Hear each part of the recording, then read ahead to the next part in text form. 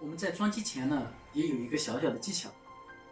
我们往往在针对于没有使用过呼吸机啊，尤其是没有使用过呼吸机这一块的患者呢，我们要对机器进行一个简单的介绍。那么介绍的时候呢，我们要着重介绍于面罩这一块，因为面罩这一块呢是跟用户直接接触的，这个是最直接的一个用户接触。那么机器虽然在工作，但是呢它还是离得比较远，对吧？那么在这个时候呢，面罩的佩戴、面罩的使用，对用户的感受会非常多。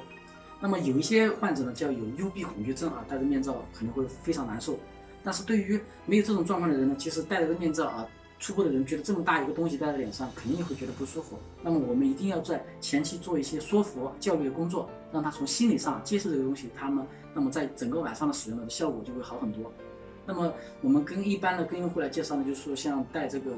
呼吸机啊，像面罩，在晚上的时候呢，可能跟我们戴眼镜是一样的。也就是说，一开始可能会不习惯，但是你戴好之后，习惯之后呢，其实是一样的。尤其白天，我们也不需要佩戴，对吧？那么在这个情况下呢，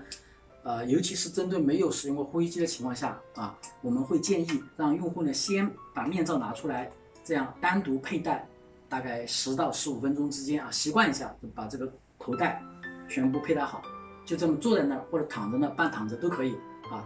习惯。5分钟到15分钟之间，对吧？习惯好了之后呢，我们这个时候再把管路进行一个连接，连接好之后再进行一个开机。我们切记啊，我们有一点要注意，就是说不要首先连好机器，戴好面罩，然后直接开机。开机之后呢，这个风呼呼的吹，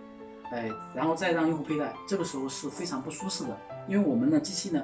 来说会有一个叫漏气补偿或者压力补偿的一个技术啊，也就是说，当它大漏气的时候，为了保证这个治疗效果，这个时候呢，它的压力会进行一个上升。那么在压力这么大的情况下，突然戴到脸上，它会有一个比较强的一个冲击，这会让用户非常不舒服。这个大家要注意，一定是先戴好面罩，接好管路，然后呢再开机，这样机器呢从一个低的压力慢慢的往上升，这个会比较舒服，也让用户也比较容易接受。当然了，开始去适应面罩5分钟到15分钟之间就可以了。真正来说呢，我们装机成功率要提高成功率，我们少跑路，对吧？一次性搞定。那么真正来说呢，就是说面罩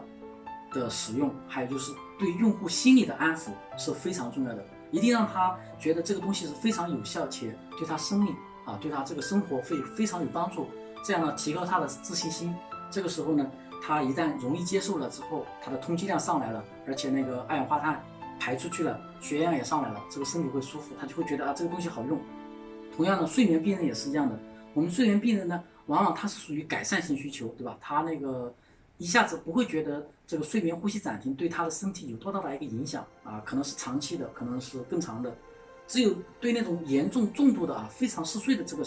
患者呢，可能接受度会高一些。那么对于中度还有就是偏中度的这种患者呢，我们在前期的这个说服教育很重要。其实往往你把他讲明白了，让他接受度了，那么在这个情况下，我们会采用一些方式，比方说我们一开始可以把相对的那个接受压力调低一点，或者说我们把延时升压设置一个延时升压，让这个压力缓慢的调上来，